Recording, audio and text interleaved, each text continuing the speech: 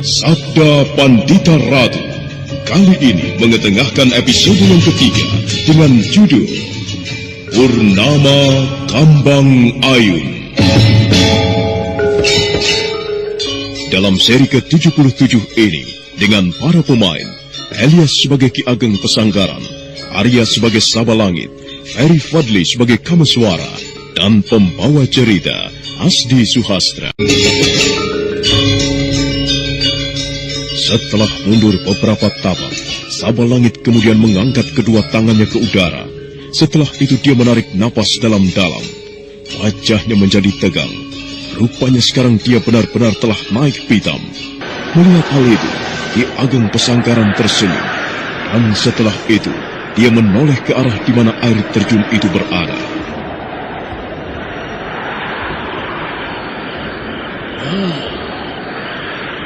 Aku tidak ingin tempat itu dikotori oleh tangan Sabalangit.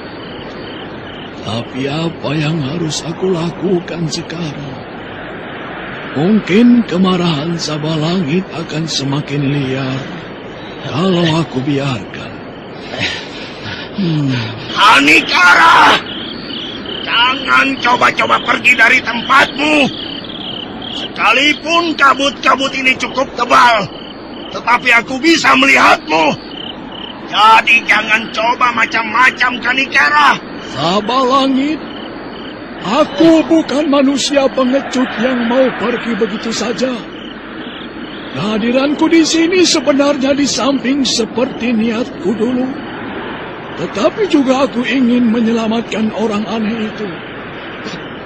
Menyelamatkan orang aneh itu?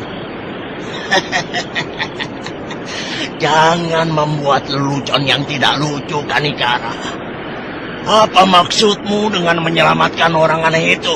Inilah yang seperti aku katakan tadi padamu.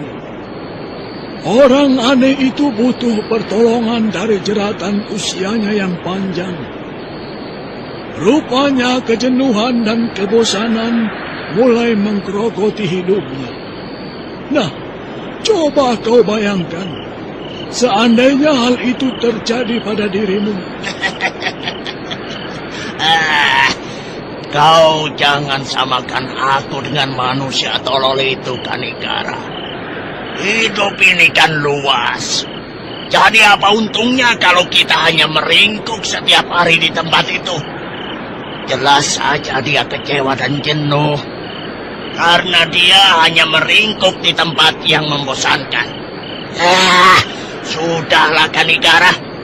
Lakukanlah apa yang kau inginkan terhadap orang itu. Silakan kau bantu orang itu. Kalau menurutmu dia memang membutuhkan pertolongan. Yang penting bagiku, asal orang aneh itu muncul saja. Nah, setelah itu terserah kau saja, Hanikara. Kalau begitu menyingkirlah beberapa tindak dari tempat itu. Aku ingin melakukan sesuatu. Tetapi sebelum aku menyuruh orang itu keluar, aku akan melihat dengan kekuatan batinku dulu bagaimana keadaan orang aneh itu sekarang. Nah, cepatlah kau menyingkir sedikit.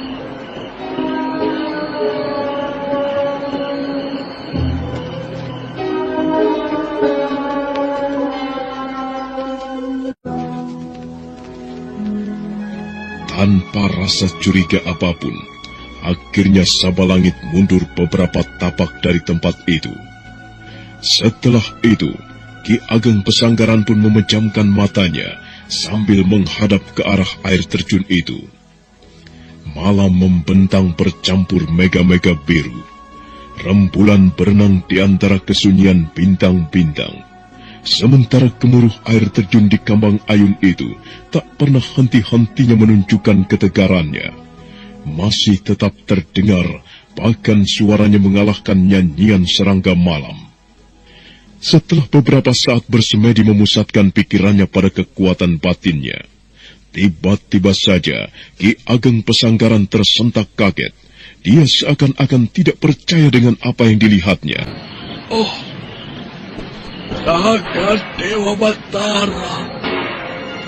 Benarkah apa yang aku lihat ini? Kenapa yang kulihat di dalam gua itu Kameswara, anakku? Rasanya aku tidak percaya. Apa sebenarnya yang telah terjadi di dalam gua itu? Kameswara, benarkah kau Kameswara? Tubuh Ki Ageng Pesanggaran tiba-tiba saja gemetaran. Kekuatan batinnya yang ia salurkan melalui semedinya seakan-akan terkoyak oleh kenyataan yang dilihatnya. Sementara itu, Kameswara yang juga dalam keadaan semedi, rupanya kontak batin secara tidak disengaja dengan Ki Ageng Pesanggaran. Wajah Kameswara tiba-tiba saja jadi cerah, karena sekarang dia telah menemukan titik terang dari apa yang telah membelenggunya. Oh, aku menemukan sebuah titik terang. Nampaknya kegelapan yang telah membelengguku hampir dapat aku singkirkan. Oh, Dewata, tolonglah aku untuk menyingkirkan kepekatan ini. Aku ingin terbebas dari belenggu yang menyisakan ini.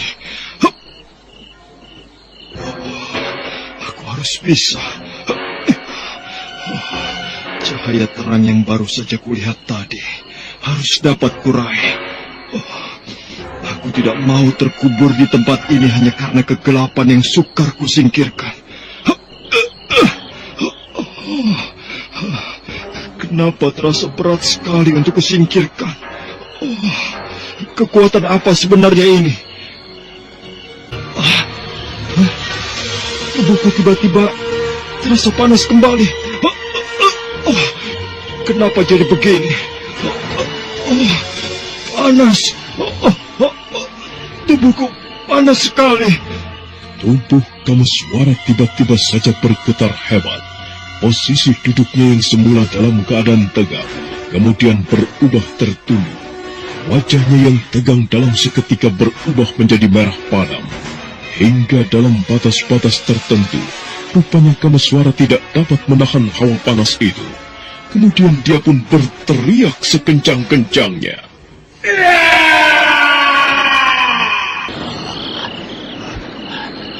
Kabut-kabut ini tiba-tiba saja lenyap. Lalu, teriakan siapa tadi? Sepertinya suara teriakan itu terdengar dari balik air terjun itu. Apakah orang aneh itu yang berteriak tadi? Atau Kanikara lah yang melakukan ini semua? Kanikara, apa yang barusan kau lakukan? Dia benar-benar anakku, Jagat Dewa Batara. Kenapa bisa jadi begini? Penyalahan kodrat yang selama ini ku tentang dari air suci itu. Kenapa justru anakku yang meminumnya? Oh, Kameswara, memalukan sekali perbuatanmu. Kanikara, hentikan semedi kotormu itu. Rupanya kau telah berbuat kotor dengan menjahati orang aneh itu. Aku dengar tadi suara teriakannya.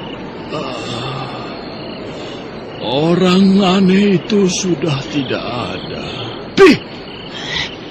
Rencana busuk apa lagi yang akan kau lakukan, Kanikara? Sehingga kau berani mengatakan bahwa orang aneh itu sudah tidak ada. Apa kau pikir aku percaya? Tidak, Kanikara. Terserah padamu, Sabalangi. Tetapi apa yang aku katakan ini adalah benar. Kau lihat saja nanti buktinya. Parat. Tubuhku tidak terasa panas lagi. Aku sekarang seolah-olah merasa lebih baik dari keadaan tadi. Apakah mataku sekarang sudah dapat melihat? Lebih baik kubuka saja. Aku dapat melihat kembali. Aku berhasil. Sekarang saatnya aku harus keluar dari tempat ini. Aku berhasil. Sambil berteriak-teriak, Kameswara berlari-lari di antara lorong-lorong goa. Setelah beberapa saat dia berlari-lari, sesaat kemudian dia telah sampai di mulut goa. Apakah aku harus menerobos derasnya air terjun ini? Kalau saja orang aneh itu masih ada, mungkin aku akan selamat menerobos air ini. Kenapa tiba-tiba saja aku jadi pengecut begini? Bukankah aku baru saja meminum air suci itu? Ya, masa bodohlah apa jadinya nanti. Aku rasa inilah jalan satu-satunya untuk meninggalkan tempat ini. Ya, daripada aku harus mendekam seumur hidup di sini.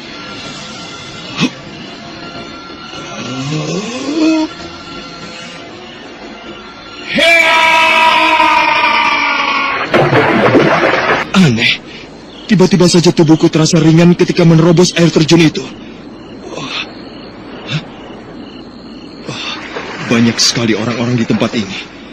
Apakah mereka semua berniat mencari air suci itu? Kameswara. Oh, Ayah? Apa yang kau lakukan di gua itu?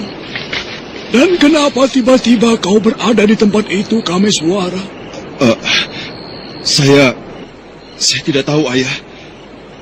Yang melakukan ini semua adalah orang aneh itu. Dan saya telah berhasil mendapatkan air suci itu. Hah? Apa? Kau telah meminum air suci itu? Iya, Ayah. Maafkanlah atas kesalahan saya ini. Oh, jaga Dewa Batara. Kenapa bisa jadi begini? Ampunilah aku. Oh, Kameswara. Benarkah apa yang kau katakan? Bahwa yang menunjukkan tempat itu adalah orang aneh itu? Sungguh, Ayah. Untuk apa saya bicara dusta? Bagaimana mungkin saya mengetahui tempat itu kalau bukan karena petunjuk orang itu? Ayah tidak percaya kalau kau tidak melakukan apa-apa di tempat itu. Bicara yang jujur, Kameswara. Saya benar-benar tidak melakukan apa-apa, Ayah. Kecuali hanya mendapatkan air suci itu. Tiba-tiba saja wajah Ki Ageng Pesanggaran jadi merah padam mendengar apa yang dikatakan Kameswara. Kekecewaannya semakin bertambah dalam pada anak angkatnya itu. Sementara orang-orang yang berada di situ hanya bisa menarik napas panjang sambil terus menatap Kameswara yang berdiri di hadapan ayahnya. Oh, jaga Dewa Batara. Kenapa hal ini bisa terjadi pada anakku? Padahal selama ini aku berusaha untuk melenyapkan air suci itu sebagai penyalahan kodrat. Oh, Kameswara. Keparat. Jangan coba-coba bersandiwara di depanku, Kanikara. Apa maksudmu, Sabalangi? Apa maksudku? Sekarang sudah jelas kebusukanmu, Kanikara. Rupanya selama ini kau hanya berpura-pura menentang adanya air suci itu. Padahal di balik itu semua kau mempunyai rencana busuk. Jangan dulu menuduh sembarangan, Sabalangi. Aku tidak menuduhmu. Tetapi kenyataan yang sekarang kulihat tidak dapat kau pungkiri. Aku tidak menyangka Kanikara yang selama ini dihormati sebagai orang yang bersih dari segala kejahatan ternyata tidak lebih dari manusia yang culas. Kekotoranmu sekarang sudah terbongkar. Jadi jangan coba-coba membela diri. Lebih baik mengaku saja, Kanikara. Setelah itu, aku bisa berbuat semauku. Saudara-saudara sekalian, lihatlah. Inilah manusia yang menurut saudara-saudara bersih dan suci. Mereka sekarang sedang bersandiwara agar kita semua percaya padanya. Tapi terus terang, aku sama sekali tidak mempercayai manusia culas ini. Terserah dengan saudara-saudara semua. Apakah saudara-saudara pun percaya? Kami percaya. Kita percaya. Nah, bagaimana Kanikara? Kau lihat, mereka juga sependapat denganku bahwa mereka tidak percaya dengan apa yang dilihat sekarang. Tunggu dulu sebentar.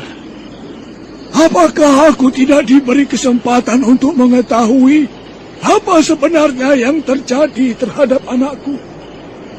Aku sendiri tidak tahu bagaimana dia bisa berada di tempat itu. Belum sempat Sabalangit menjawab, tiba-tiba dari atas puncak air terjun, Poja Pradata dan Tranggana melesat turun menapaki batu-batu yang terjal.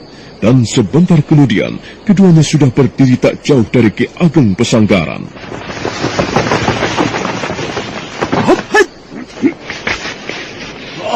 Bangsat! Sekarang baru terbongkar kebusukanmu, Kanikara. Kau harus bertanggung jawab atas semua ini, karena kau telah merugikan orang-orang yang telah hadir di tempat ini. Kenapa kalian masih bersikeras menuduhku? Apakah tidak bisa jika aku tanyakan sendiri pada anakku? Kenapa dia bisa berada di gua itu? Dengan begitu, kan nanti akan jelas apakah aku berbuat culas atau tidak. Kami semua tidak perlu penjelasanmu. Kenyataan sudah terbukti. Bagaimana kami semua bisa percaya sekalipun kau menjelaskannya? Karena kami semua tahu yang bisa melakukan hubungan dengan orang aneh itu hanyalah kau. Jadi bagaimana mungkin anakmu bisa berada di tempat itu kalau bukan karena ulahmu sendiri? Sudahlah, kau tidak perlu mungkir dan menutup-nutupi dirimu bahwa kau merasa tidak bersalah. Baik, Poja Pradata. Aku tidak akan mengelak dengan tuduhanmu. Dan juga tuduhan kalian semua. Tetapi yang jelas, aku bukanlah manusia culas seperti yang kalian tuduhkan. Aku Kanikara atau Ki Ageng Pesanggaran adalah orang yang bisa menjaga harga diri dan martabat dari kebaikanku sendiri. Kebaikan macam apa? Manusia culas tetaplah manusia culas. Lebih baik dari sekarang, tunjukkanlah kekotoranmu, Kanikara, dan tidak perlu bersembunyi dengan topeng kebaikan yang kau tunjukkan. Contohlah aku atau orang-orang yang tergolong sesat. Mereka tak segan-segan untuk menunjukkan diri mereka bahwa mereka adalah orang-orang yang jahat, tidak seperti kau. Sabalangit, bagaimana sekarang? Apa yang akan kita lakukan pada manusia culas ini? Tunggu dulu. Kalian jangan coba-coba mengganggu ayahku.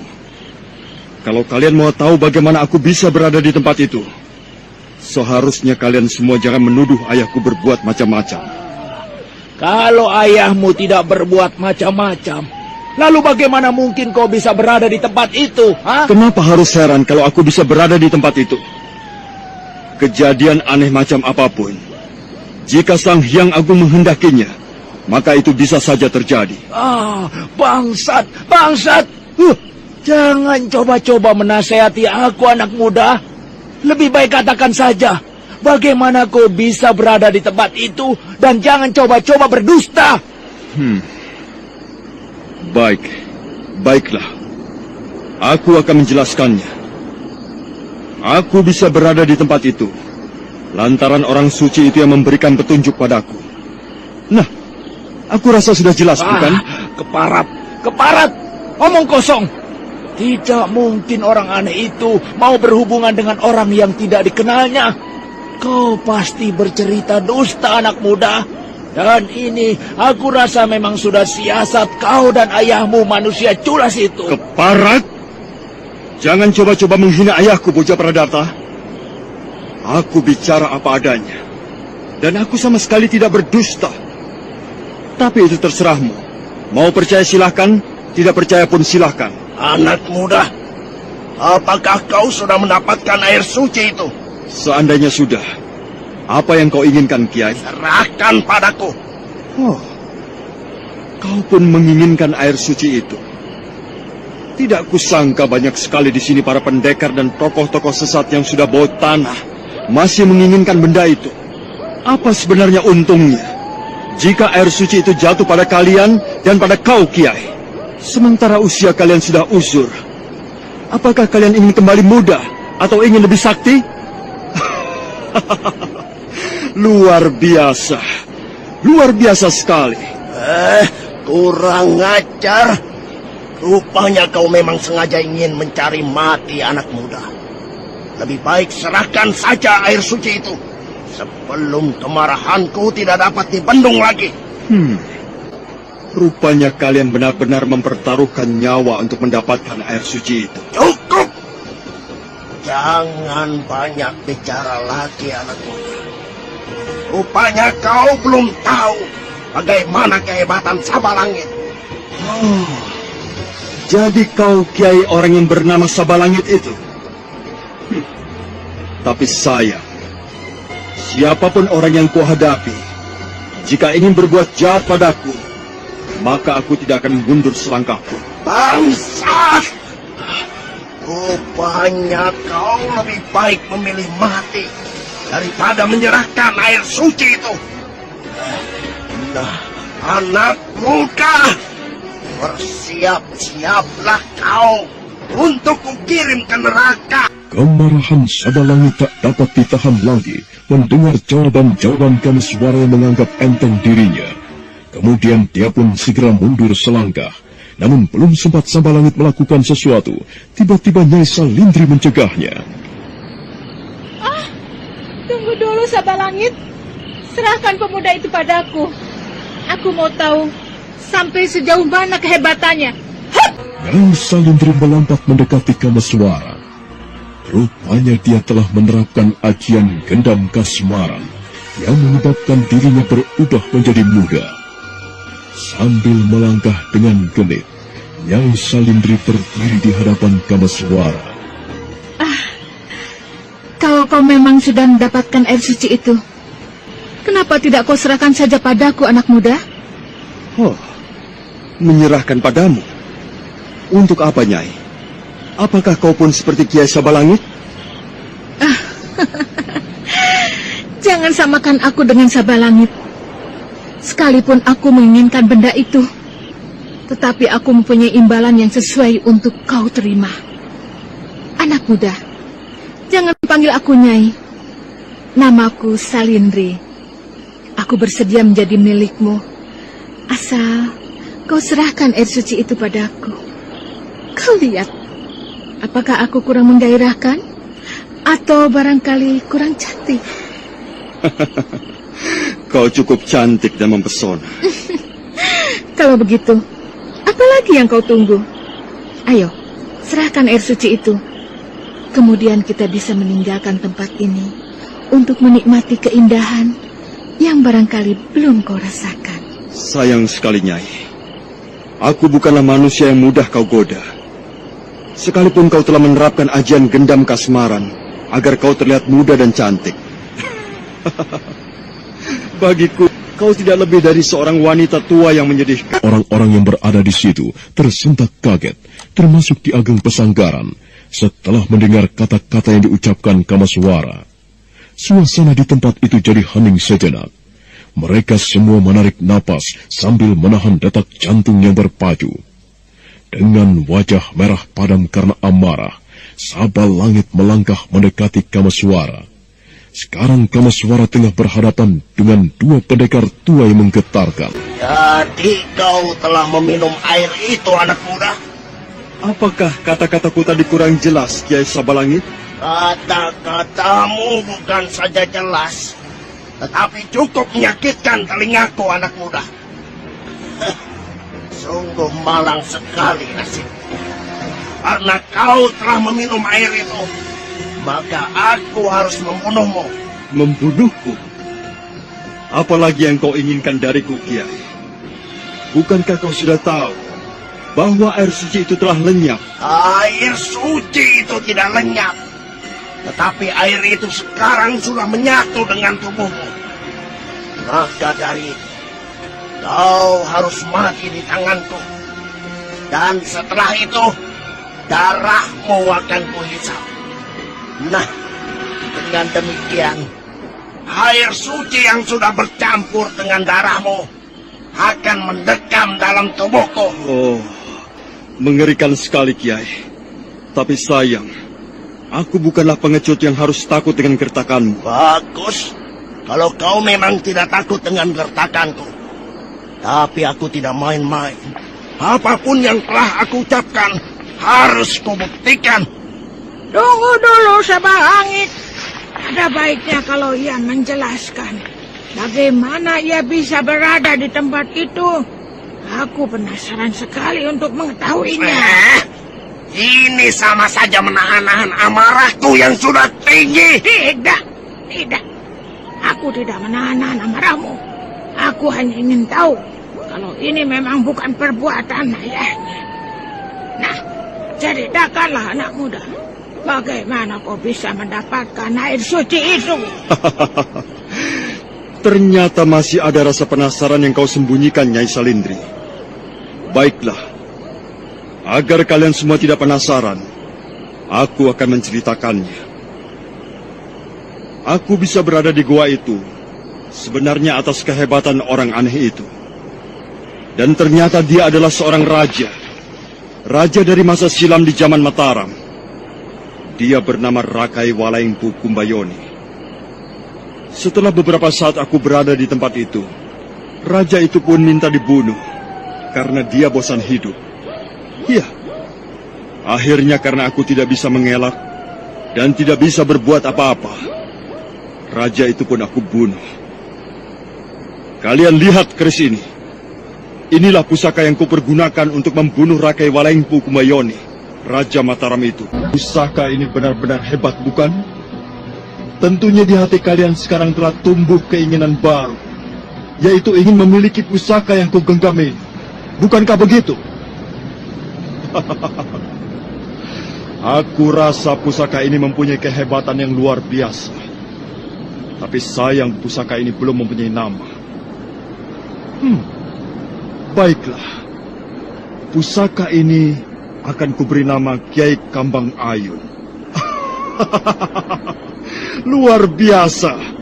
Nama yang bagus sesuai dengan kehebatan yang tersimpan di dalam pusaka ini. Dan satu hal yang menggembirakan, orang aneh itu memberiku nama Sukma Suci. Berarti namaku sekarang adalah Kameswara Sukma Suci. Hebat bukan? Dan tentunya nama itu lebih menggetarkan daripada nama Sabalangit. Keparat. Rupanya kau pemuda yang beruntung. Tapi sayang, keberuntungan yang baru kau dapatkan ini akan lenyap dengan sia-sia. Karena kau sekarang telah berhadapan denganku. Apakah kau yakin bahwa kau dapat mengalahkan aku? Berdebah. Jangan dulu merasa hebat karena kau telah meminum air suci itu. Kau masih bau kencur untuk berhadapan denganku, anak muda. Sekalipun aku masih bau kencur menurutmu. Tetapi sekarang aku bukanlah lawan yang bisa kau kalahkan begitu saja, Sabalangit. Aku memang sudah mendengar kehebatanmu. Tetapi menghadapiku bukan berarti kau harus menang. Kau lihat keris ini. Apakah kulit tubuhmu pun kebal terhadap pusaka ini? Kurang ajar. Keris ini pamornya memang luar biasa.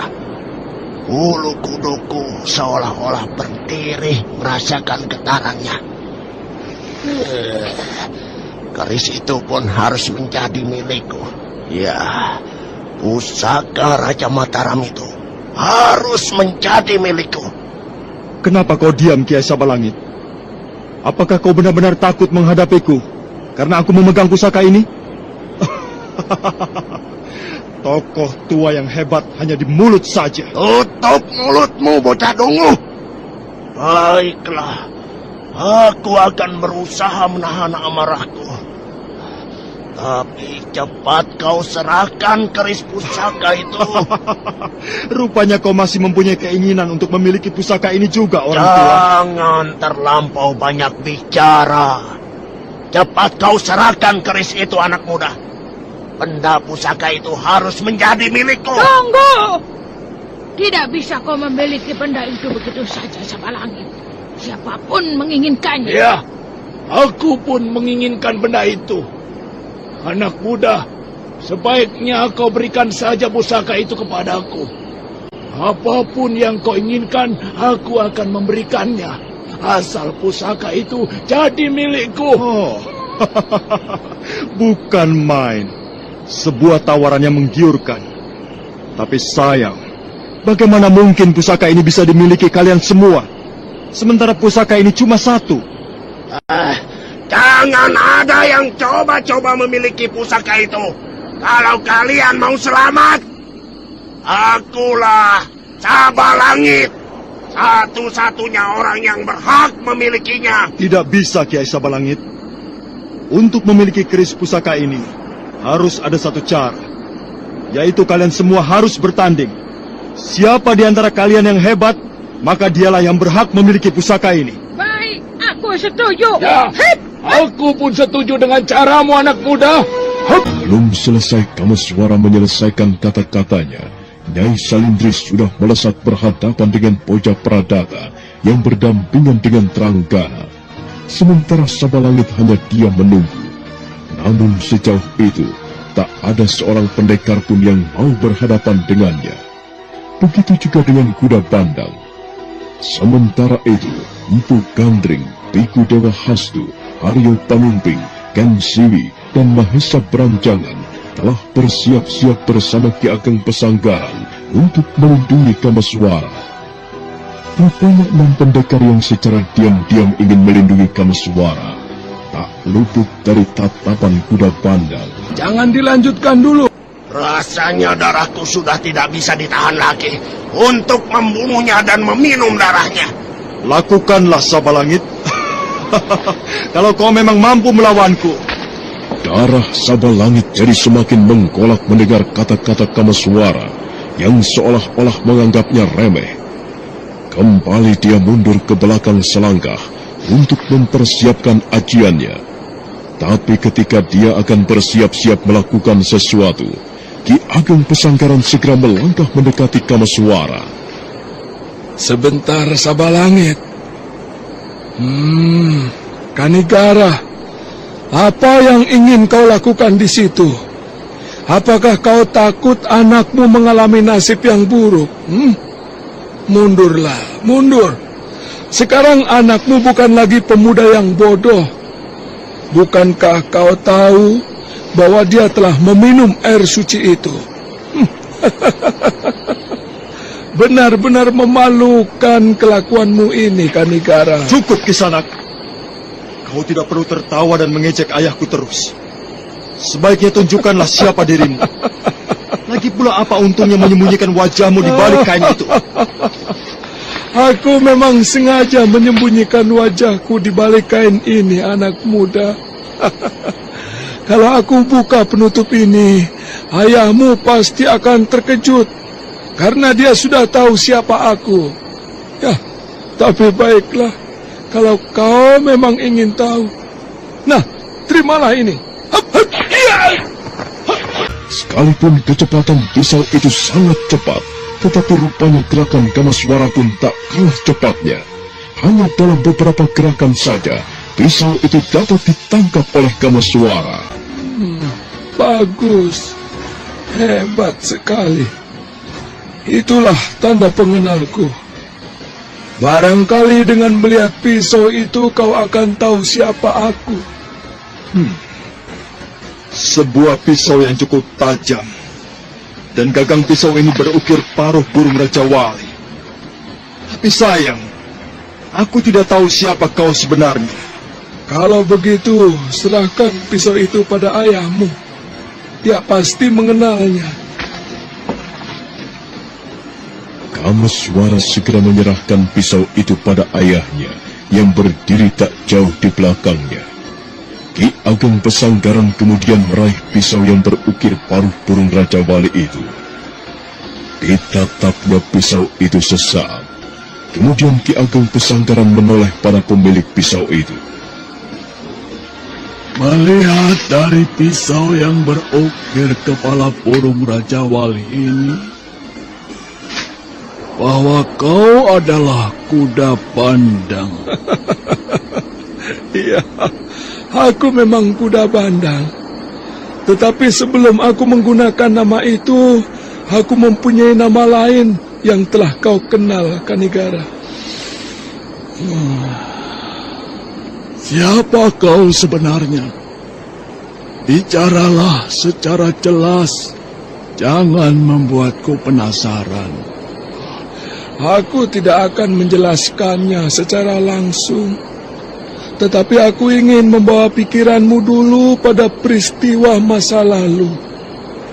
Wajahku sekarang telah rusak, Kanigara. Makanya aku malu menunjukkannya padamu. Juga pada kau, anak muda. Tetapi dengan mengingat bentuk pisau yang kau genggam itu, kau pasti akan tahu siapa aku. Ki Ageng segera mengernyitkan dahinya. Dia berusaha mengingat-ingat kembali peristiwa masa lalunya. Ditatapnya kembali pisau yang berada dalam genggaman tangannya itu. Tapi tiba-tiba dadanya berdebar, seolah-olah ada sesuatu yang singgah secara tiba-tiba. Nampaknya kau mulai teringat sesuatu, Kanigara. Ya, itulah pisau yang pernah menembus dada kakangku. Tentunya kau masih ingat, bukan, siapa kakangku? Dan kalau kau mau tahu lebih jelas, akulah adiknya. Bentuk pisau itu memang tidak pernah berubah ketika aku mendapatkannya. Tapi pisau yang kau genggam itu adalah pisau yang asli, yang pernah bersarang di dada kakangku. Ya, aku pun baru ingat. Melihat dari caramu melempar pisau itu, tiba-tiba saja aku teringat dengan seorang pemuda bernama Rangsang. Apakah kau pun mengenal orang itu, kuda bandang? Ya, dia memang muridku. Bagus sekali kalau kau sudah mengenalnya. Artinya kau akan semakin tahu sampai sejauh mana kehebatan yang kumiliki. Ya, pantas saja Rangsang mempunyai kepandaian yang sama dengan kuda bandang. Rupanya dia mempunyai hubungan yang kuat. Nah, Kanigara, kalau kau sekarang sudah mengenal siapa aku, sekarang suruh anakmu menyerahkan pusaka itu padaku. Atau aku akan membongkar rahasia yang selama ini kusimpan. Mendengar ancaman kuda bandang, hati Ki Ageng Pesanggaran jadi berdebar hebat. Setelah beberapa saat dia menatap kuda bandang, kemudian Ki Ageng Pesanggaran menoleh ke arah Mahesa Beranjangan yang berdiri di samping Kansiwi Naraswari. Kembali hati Ki Ageng Pesanggaran berdebar, seolah-olah ada sesuatu yang tidak bisa dilupakan setelah menatap anaknya yang satu ini. Bagaimana, Kanigara? Pilihlah salah satu. kau mau membujuk anakmu untuk menyerahkan keris pusaka itu, atau aku akan membongkar semua rahasia yang kusimpan selama ini. Cukup! Hentikan persoalan busuk kalian. Siapapun orangnya tidak berhak memiliki keris pusaka itu selain aku. Lucu sekali. Kalian semua memperebutkan pusaka yang sedang digenggam orang lain. Apakah kalian semua tidak berpikir bahwa pusaka ini sudah jadi milikku? Siapapun orangnya yang menginginkan keris pusaka ini, aku akan mempertahankannya. Dan tidak akan kubiarkan orang lain memilikinya. Keparat! Rupanya kau benar-benar ingin mencari mati, bocah sial. Kuda Bandang, menyingkirlah dari tempat ini. Yang sedang kita perebutkan adalah pusaka itu, bukan cerita-cerita yang tidak karuan. Aku mengerti, Sabalangit. Tetapi bukankah kita mempunyai cara-cara tersendiri untuk memiliki pusaka itu? Nah, jadi aku harap kau jangan mencegahku. Kurang ajar. Rupanya kau pun ingin mencari perkara denganku, Kuda Bandang. Tenanglah sedikit. Ini bukan saatnya kita berbaku hantam. Yang sedang kita persoalkan adalah masalah keris yang digenggam anak muda itu. Aku harap kau bisa lebih bijaksana memilih waktu yang tepat. Terlalu bertele-tele. Semakin panjang kau bicara, maka semakin membuang-buang waktu. Dan itu lebih memuakan daripada persoalan yang kita hadapi. Tenanglah, dan usahakan untuk sedikit bersikap sabar. Bagaimana Kanigara? Apakah kau sudah memikirkan mana yang terbaik untuk kau lakukan? Atau kau akan tetap berdiam diri seperti itu? Sudahlah, Kuda Bandang. Kau jangan membuat ayahku jadi tegang karena ulahmu yang memuakkan ini. Kau tidak tahu persoalannya, anak muda. Makanya lebih baik kau diam saja. Atau kau serahkan saja pusaka itu padaku. Dengan begitu aku akan diam dan tidak mempersoalkan masalah ayahmu lagi. Ada persoalan apa sebenarnya antara kau dan ayahku? Ya, tanyakan saja pada ayahmu. Barangkali ia akan menjelaskannya padamu. Kameswara menoleh pada ayahnya yang masih berdiri tak jauh di belakangnya. Dia sebenarnya ingin menanyakan apa maksud kata-kata Kuda Bandang. Tetapi karena melihat Ki Ageng Pesanggaran hanya diam saja, Kameswara pun segera mengurungkan niatnya. Rupanya ayahmu lebih memilih diam daripada bicara, Kameswara. Kalau begitu baiklah. Ya, aku akan menceritakannya padamu. Aku harap kau tidak perlu kaget. Tunggu sebentar. Apa sebenarnya yang ingin kau ceritakan, Kuda Bandang? Aku akan menceritakan siapa ayahmu yang sebenarnya. Kalau menurutmu selama ini ayahmu adalah orang yang baik dan bersih dari segala kekotoran, sebenarnya tidak. Ayahmu pun tidak lebih dari seorang penjahat. Hanya bedanya, ia lebih pandai menutupi dirinya dengan kebaikan. Sudahlah. Lebih baik kau ceritakan saja apa sebenarnya yang ingin kau ceritakan. Jangan terlalu banyak bicara. Baik. Dulu ketika muda, ayahmu termasuk orang yang sombong karena merasa hebat. Sampai suatu ketika, ia berhasil membunuh kakangku. Dan yang paling mengenaskan, dia telah mengambil anak kakangku. Dulu anak itu bernama Raga Jampi. Tetapi sekarang Kanigara telah merubahnya menjadi Mahesa Beranjangan. Kameswara menoleh ke arah Ki Ageng Pesanggaran. Kemudian dia menatap Biku Dewa Hastu, Empu Gandring, Aryo Panumping, Ken Siwi dan Mahesa Beranjangan. 6 orang yang telah dikenalnya ini nampak masih diam terpaku. Terutama Maesa Beranjangan, dia seakan-akan bingung dengan apa yang harus dilakukannya. Perlahan dia menoleh ke arah ayahnya, Ki Ageng Pesanggaran. Ki Ageng diam, bahkan seolah-olah tak ingin berbicara sepatah kata pun. Sementara itu kuda bandang yang melihat suasana seperti ini, nampak tertawa terbahak-bahak, seolah-olah puas dengan apa yang telah dilakukannya. Luar biasa, bukan? Nah, apakah kau puas, Kamaswara, dengan apa yang kuceritakan tadi? Cukup licik juga kau kuda bandang. Tapi sayang ceritamu tidak lebih hanya sebuah fitnah belaka. Fitnah?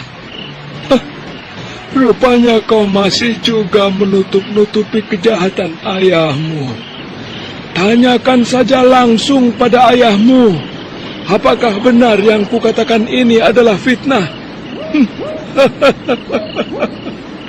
Maesa Beranjangan, kau jangan terpukau dan diam seperti itu. Lakukanlah apa yang seharusnya kau lakukan. Percayalah apa yang kuceritakan tadi. Biar bagaimana, aku adalah pamanmu. Untuk apa aku bercerita dusta? Sayang sekali aku tidak bisa membuka penutup wajahku ini. Aku malu karena wajahku cukup mengerikan. Dan semua ini pun akibat perbuatan ayah angkatmu itu, Beranjangan. Tutup mulutmu, keparat! Kau tidak bisa membakar-bakar hati kakangku. Semua yang kau ceritakan ini tidak ada buktinya. Ya, memang tidak ada buktinya. Tetapi apakah ayahmu pun mempunyai bukti bahwa Maesa Beranjangan itu adalah anak kandungnya? Percuma kau menyangkal perbuatan masa lalu ayahmu, Kamaswara. Biar bagaimanapun dia mengakuinya bahwa dia memang melakukannya. Ya, sekalipun ayahmu hanya diam seperti itu. Sungguh tidak kusangka. Ternyata kau benar-benar manusia busuk, Kanikara. Tapi aku cukup senang juga mendengar cerita seperti ini. Kameswara, malam ini ayahmu benar-benar mengalami peristiwa yang menyenangkan. Kalau saja ia tahu bahwa malam ini akan menjadi peristiwa yang memalukan, aku rasa mungkin sejak kemarin ia akan mengurungkan niatnya untuk datang ke sini. Nah, bukankah begitu, Kanikara? Cukup! Hentikan ocehanmu itu, bocah Pradata. Jaga mulutmu baik-baik kalau kau ingin bernasib baik. Anak muda, kau masih terlalu tanggung untuk mengertaku. Apapun yang ingin kukatakan, kau tidak perlu mencegahku.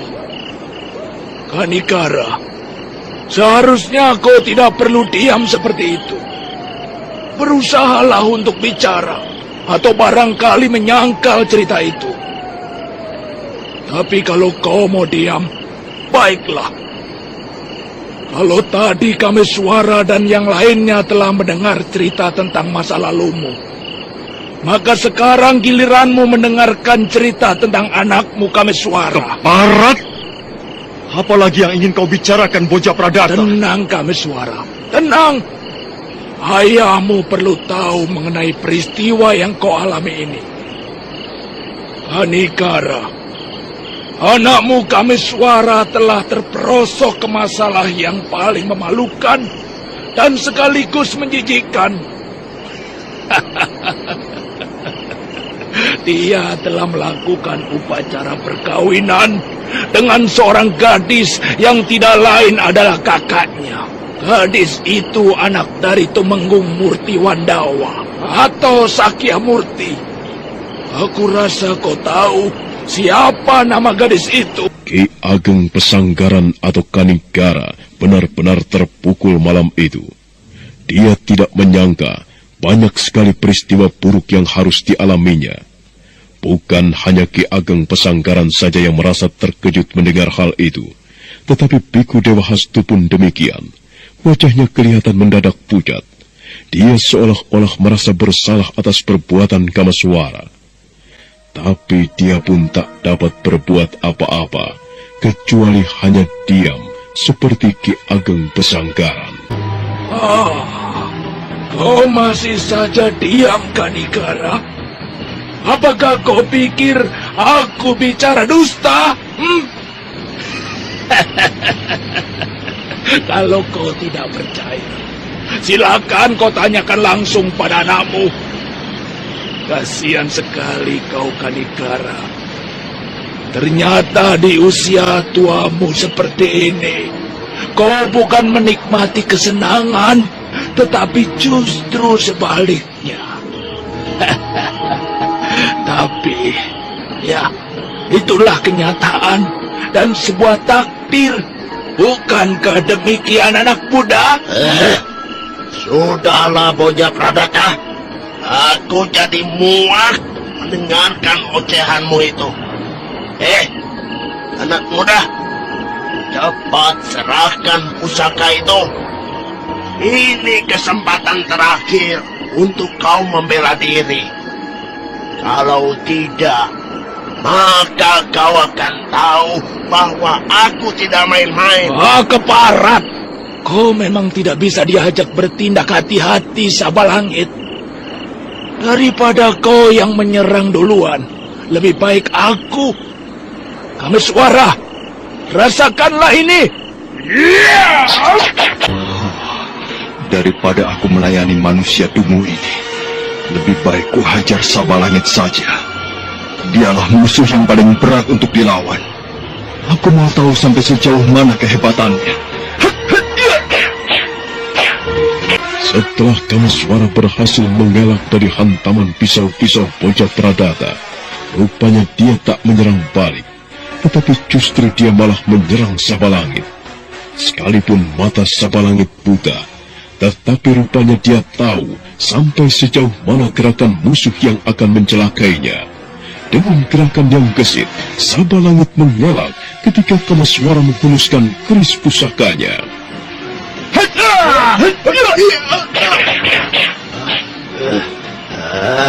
Kurang ajar. Rupanya kau sengaja menyerangku untuk memancing kemarahanku, anak muda.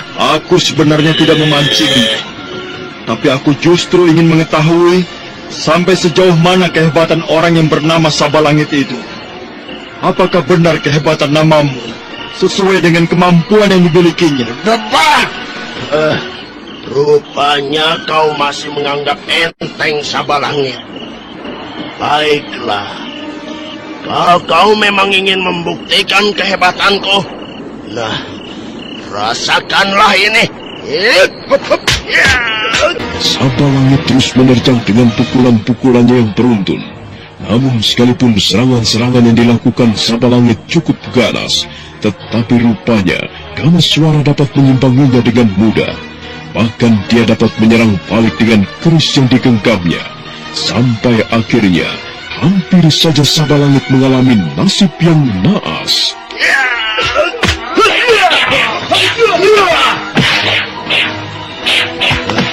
Bangsat!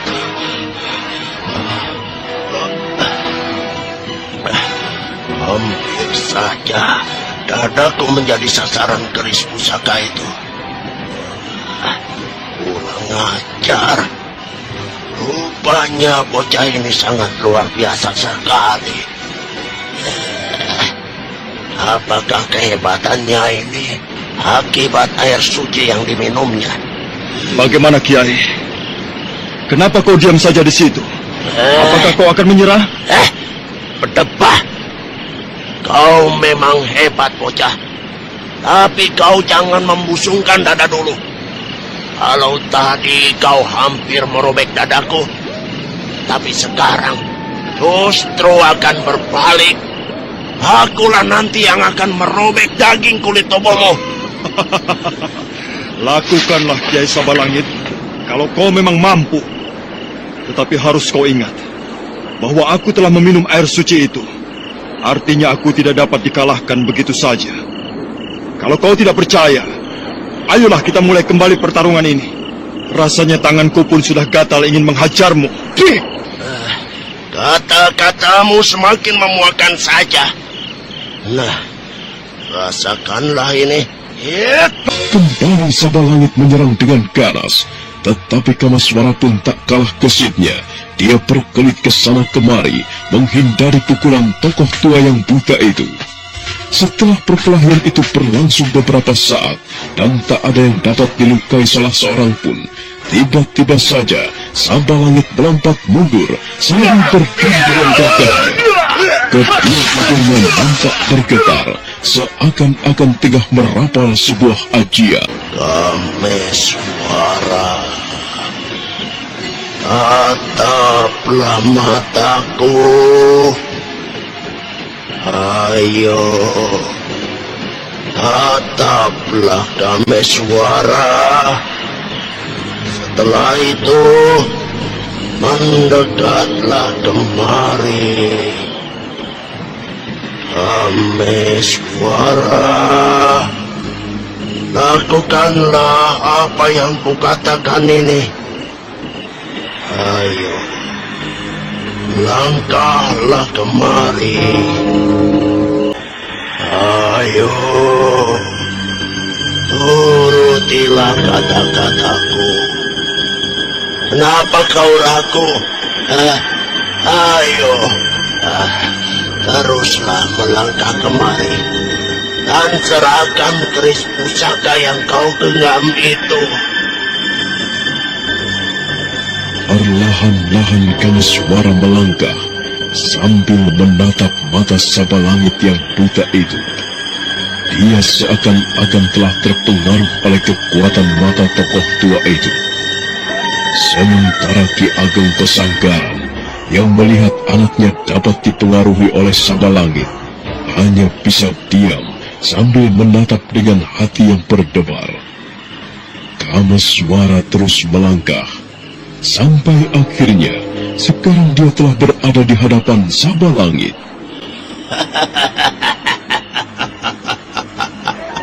Bagus anak muda. Rupanya kehebatanmu masih belum berarti apa-apa bagi Sabalangit. Sekarang serahkanlah keris pusaka itu. Ayo anak muda. Kembali Sabalangit mempengaruhi Kameswara. Kemudian Kameswara pun segera menyodorkan keris itu perlahan-lahan.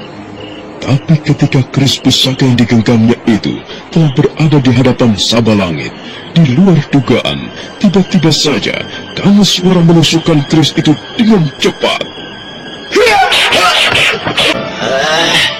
Keparat. Rupanya kau hanya berpura-pura terpengaruh dengan ajianku. Kehebatan ilmu ngaraga sukmamu memang hebat dan mengerikan, Kiai Sabalangit. Tapi sayang ajianmu sama sekali tidak berguna bagiku. Untunglah tadi kau masih sempat mengelak. Kalau tidak mungkin perutmu akan robek dibelah oleh keris Kiai Kambang Ayun ini. Iya, aku pun tidak dapat memungkiri kehebatanmu, Kameswara. Tapi seperti yang kukatakan, jangan dulu membusungkan dadamu. Karena aku masih mempunyai ajian yang lain yang dapat membuatmu tidak berdaya. Keluarkanlah seluruh kemampuanmu, Kiai Sabalangit. Aku siap melayanimu dengan tangan terbuka. Bagus. Kalau kau memang sudah siap untuk melayaniku kembali. Hop, hop. Kakang, kenapa kau masih diam saja melihat anakmu dalam bahaya? Sudahlah. Kau tidak perlu cemas. Aku yakin Kameswara dapat melayani Sabalangit. Kau lihat saja nanti. Tapi, bagaimana kalau Kameswara tidak sanggup? Bukankah ini artinya sama saja membiarkan dia terbunuh dengan sia-sia? Aku sebenarnya ingin menolong Kameswara. Tapi karena aku telah dituduh berbuat curang, rasanya lebih baik aku diam saja. Dan aku yakin Kamiswara dapat mengimbangi permainan Sapalangit. Apalagi ia telah meminum air suci itu. Dewata Agung, kenapa hal ini harus terjadi pada anakku? Aku tidak mengerti. Apakah ini yang dinamakan karma? Kalau memang ini karma, lantas karma siapa? Padahal selama ini aku tidak pernah berbuat dosa besar. Dewata Agung. Kakang, Kang, kenapa diam saja? Kalau memang Kakang tidak ingin menolong Kameswara, biarlah aku yang akan menolong. Tunggu. Aku tidak ingin kau turun tangan membela Kamiswara. Padahal anak itu belum terlihat kalah. Sebaiknya kita bersiap-siap saja. Tunggu saat yang tepat untuk membantu dia. Akhirnya Biku Dewa Hastu diam saja setelah dicegah beberapa kali oleh Ki Ageng Pesanggaran. Dia hanya bisa menarik nafas sambil menatap perkelahian yang menegangkan itu. Sabalangit memang bukan lawan yang enteng, apalagi ia lebih dikenal sebagai pendekar yang mempunyai olah kanuragan langka. Semua para pendekar yang masih berada di tempat itu nampak menatap perkelahian itu dengan wajah yang tegang. Terkadang sesekali terdengar desahan yang kaget. Keduanya masih bertarung dengan sengit. Sabalangit hatinya benar-benar menjadi tegang. Semula dia menganggap enteng musuhnya, tetapi ternyata mempunyai kanuragan tinggi. Hingga pada saat berikutnya, tiba-tiba saja Sabalangit melenting ke udara sambil kemudian mendarat dengan jarak agak jauh dari Kameswara.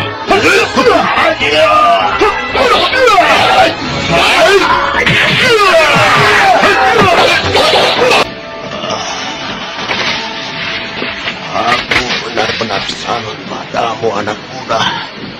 Semula kukira kau tidak bisa mengimbangi permainanku. Ternyata dugaanku salah. Dan ternyata kau bisa mengimbanginya. Bahkan hampir membuatku kewalahan. Lalu bagaimana sekarang? Apakah kau akan segera menyingkir dari tempat ini? Atau kau tetap akan melanjutkan perkelahian ini?